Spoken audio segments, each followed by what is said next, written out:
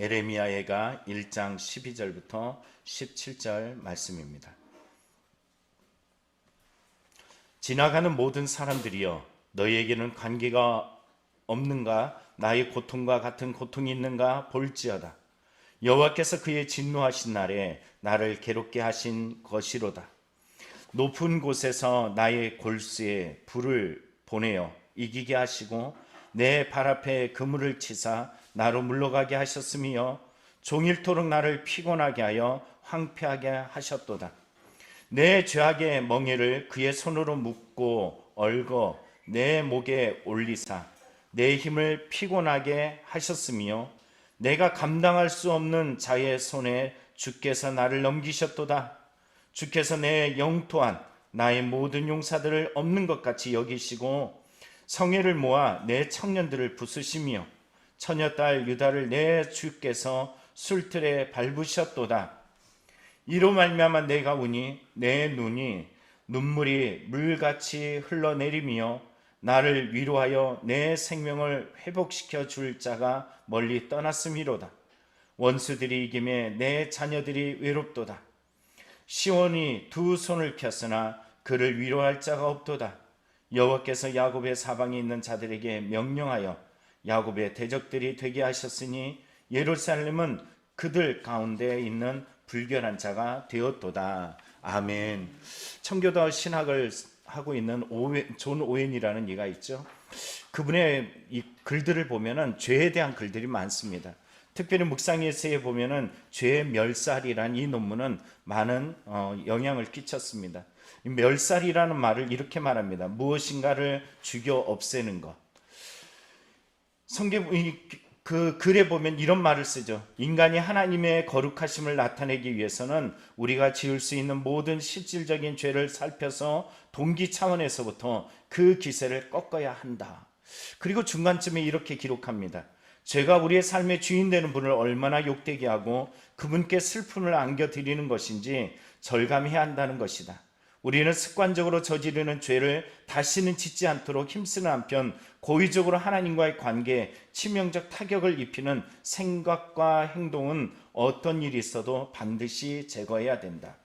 특별히 여기에 보세요. 한편 고의적으로 하나님과 관계에 치명적 타격을 입히는 이라는 말을 씁니다. 어제 뉴스 중에 정말로 사람들에게 놀랄 수밖에 없는 뉴스거리가 하나 있었어요.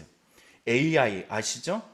이 AI가 그거에 대해서 연구를 하는 영국의 한 연구팀이 어떤 공격 대상을 정해놓고서 그리고 그 공격 대상에게 공격하도록 드론을 날렸는데 이 AI 드론이 누굴 공격했냐면은 공격 가운데 상대를 지정했던 그 대상, 그러니까는 명령자를 공격하더라는 것이.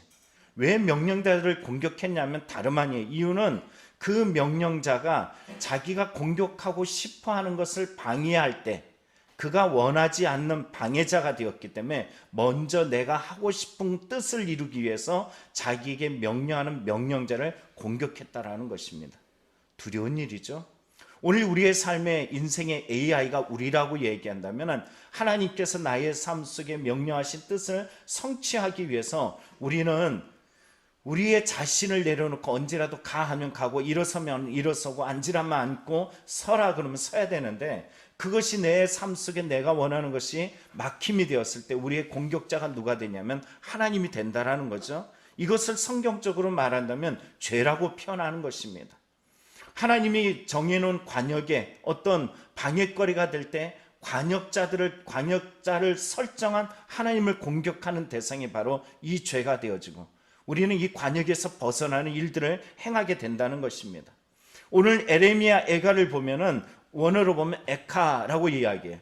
1장 1절에 보면 슬프다, 2장에도 슬프다, 4장에도 슬프다라고 시작되어지는 이 에카는 다름 아니라 에레미야 에가의 본 제목이기도 합니다. 성경 속에 보면은 이러한 성경을 보면 1절에 이렇게 말해요.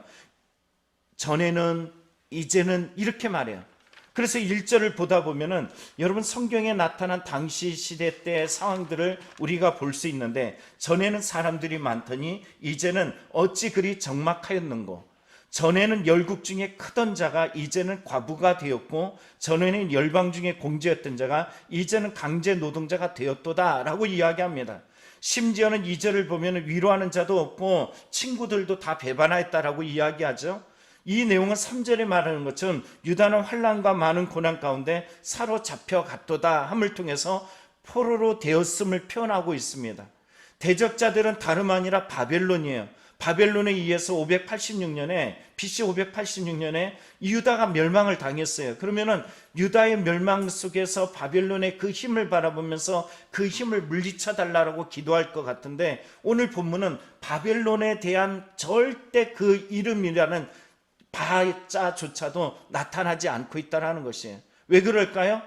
정말 우리를 공격한 이유, 우리가 전과 지금 현재라는 이 시점에서 이렇게 무너지게 된 원인이 무엇이냐 했을 때, 오늘 에레미야 애가는 그것이 바벨론이라고 설명하지 않습니다.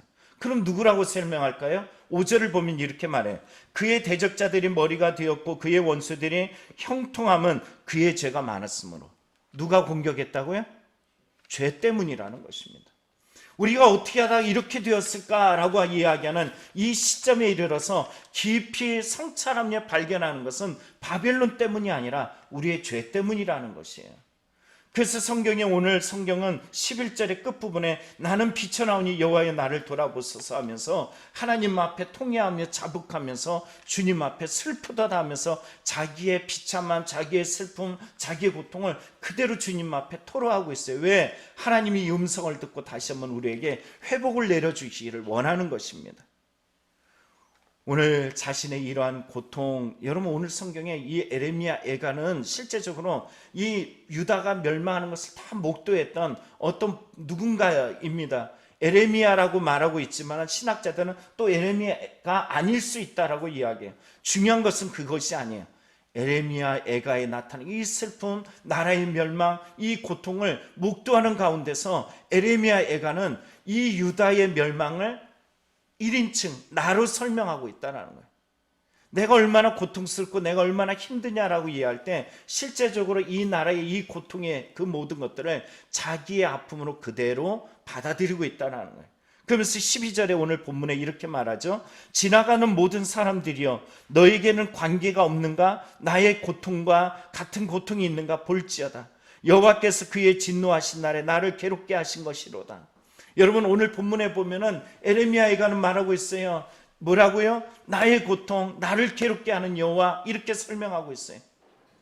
여러분 죄가 누구를 공격한다고요? 하나님을 공격하고 하나님과 나 사이를 갈라놓습니다. 하나님의 손이 짧아서가 아니라 능력이 없어서가 아니라 이 죄의 문제가 심각하게 나타난 것이 바로 에레미야 애가의 그 슬픔, 그 고통, 그 탄식, 그 비참함을 하나님 앞에 토로하고 있는 것을 보게 됩니다. 그럼 하나님께서 자신에게 어떤 고통을 줬는지 이것을 통해서 당신의 고통, 당신의 상처, 당신의 문제를 1인칭 시점으로 한번 바라보라는 거예요. 나라의 고통, 가정의 고통, 삶의 고통, 인생의 고통 속에서 그를 1인칭 시점으로 바라보면서 자기 안에서 하나님 앞에 슬프게 토로하고 통곡하면서 하나님 앞에 나올 것을 말해주고 있습니다. 그가 당하는 고통이 어떤 고통일까요? 하나님께서 주신 고통을 13절에 먼저 이렇게 말합니다. 높은 곳에서 나를 골수에 불을 보내어 이기게 하시고, 나를 높은 곳에서 나의 골수에 불을 보내셨다라고 말합니다. 표준 세번역에 보면 이 부분을 높은 데서 내려 쏘신 그의 플라살이 뼛속에 박혔다라고 설명해요. 화살, 불화살을 가지고 당겨서 쏜 것이 나의 몸을 관통하면서 찔른 이 모습을 그대로 설명하고 있습니다.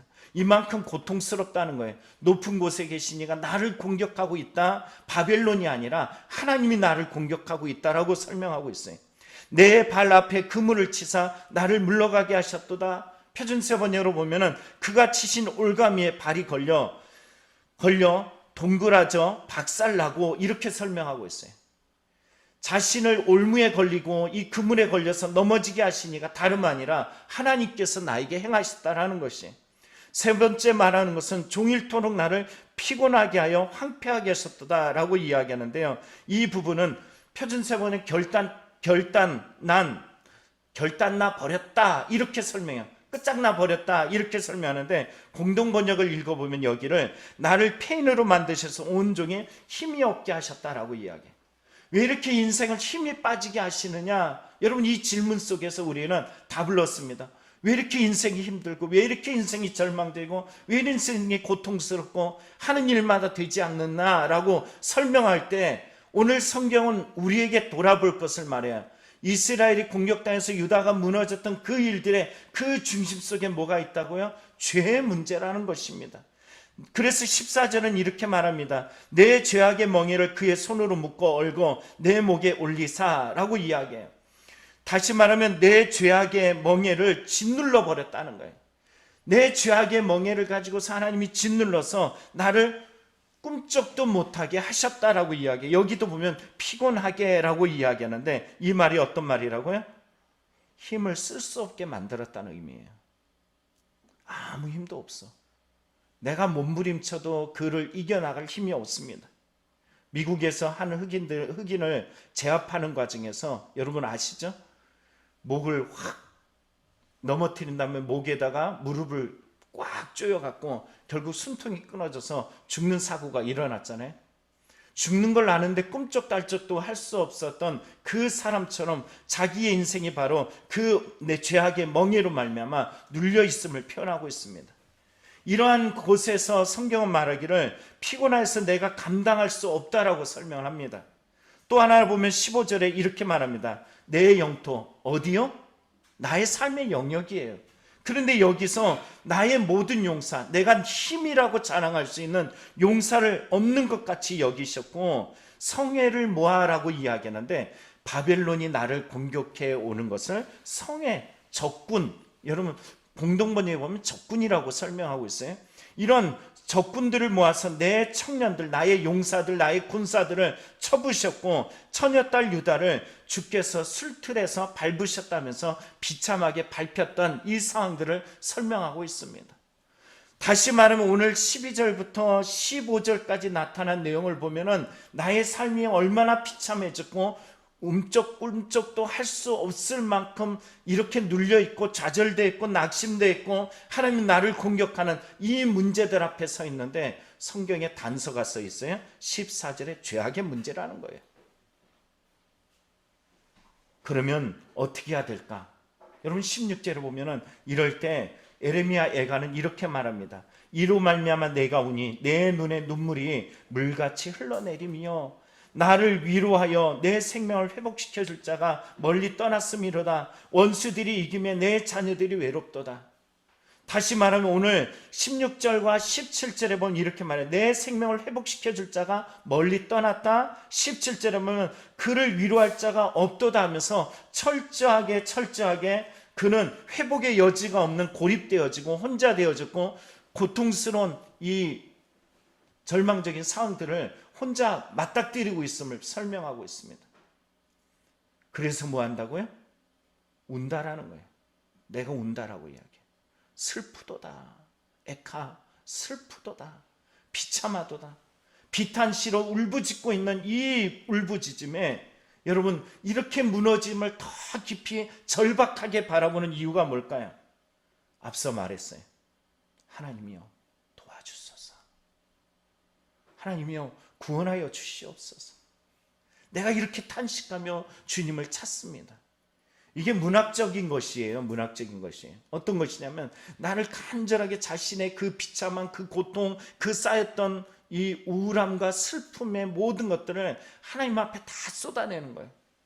그러면은 이들이 가지고 있는 소망이 있어요. 어떤 소망이냐면 그러면 하나님이 나를 도우신다. 회복의 하나님이 나를 외면치 아니하시고 나를 돌아보신다. 이 인생이 이렇게 비참하고 슬프고 비통스러울 때 그 하나님은 나를 다시 긍휼히 여기셔서 자비롭게 여기셔서 나를 회복시켜 주실 것이야. 여러분 오늘 에레미야 애가를 보면서 우리도 우는 성도가 되기를 원합니다. 나의 죄악, 나의 삶에, 나의 인생에 왜 이렇게 인생이 꼬이고 힘들고 지쳐할 때마다 우리는 누군가를 탓하고 원망하는 것이 아니라 하나님 앞에 바로 그때가 울고 울어야 될 바로 에레미야 에가의 에카라고 이야기하는 슬프다 하면서 주님 앞에 쏟아내야 될 시간인 줄 믿습니다. 기도하겠습니다.